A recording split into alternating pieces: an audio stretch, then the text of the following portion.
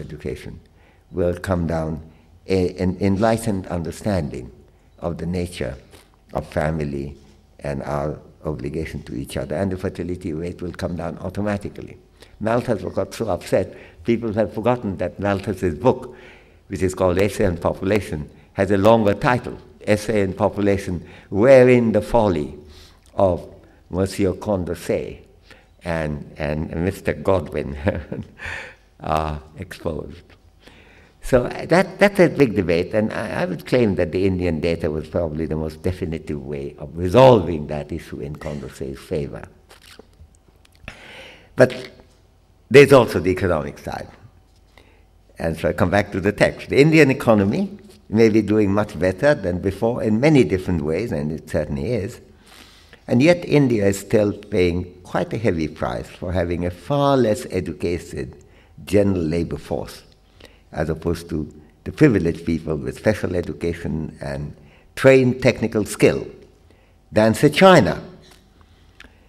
For example, the commodity pattern of Indian exports is still quite dependent on products that need very little education on one side, in addition to what can be well produced on the other side with the help of specialized skills of privileged Indians, such as information products, electronic software, chemicals, and medical products, and so on.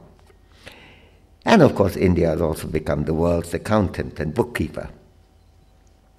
India has great difficulty in competing in a whole range of simple products, the making of which requires basic education and an ability to follow written instructions for quality control, including elementary gadgets such as clocks and calculators, computer hardware, and all kinds of things. And when I look around my table, pretty much all of them, I lift them, says they are made in China. We failed that. Now that is, of course, at the moment we haven't been hit by it yet, but we will, when people who are concerned mainly with economic growth, I am not, but I'm a great believer in economic growth, will have to make sure that in order to maintain our level of growth, we have to widen the product base. And that, of course, will also widen the income distribution, because it will provide jobs to people who are not as privileged as those who are flourishing now. It's been the characteristic, not only from the Japanese economic development, where they consciously expanded their educational base from the 1860s when they had the Meiji Restoration. They went around theorizing that all human beings are basically the same, a point of view that was shared, by the way, by Adam Smith. And all that difference that's made is by education.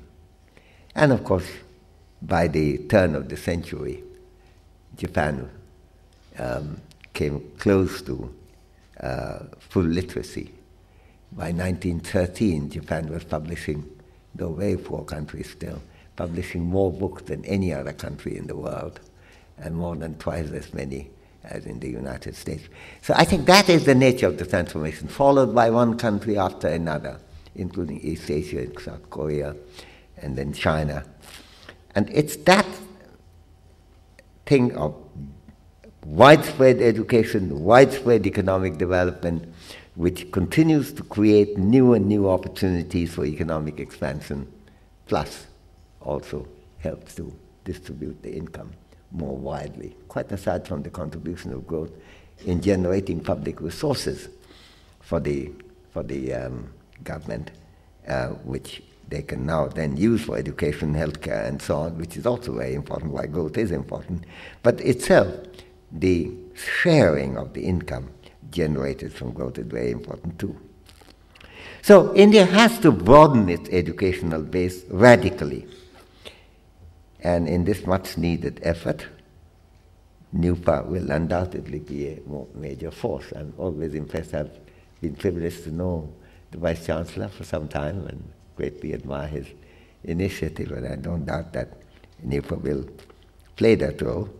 I know the leadership of NUEPA is very aware of the difficult problems we face, and it's wonderful for me, and this is my concluding remark, to be affiliated with an institution that is trying to do things of such importance right now in India. I appreciate NUEPA's invitation to me to join them.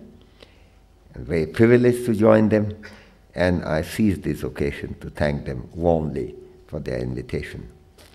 There's a hard struggle in front of us, but I don't doubt that we can prove equal to the task. Thank you.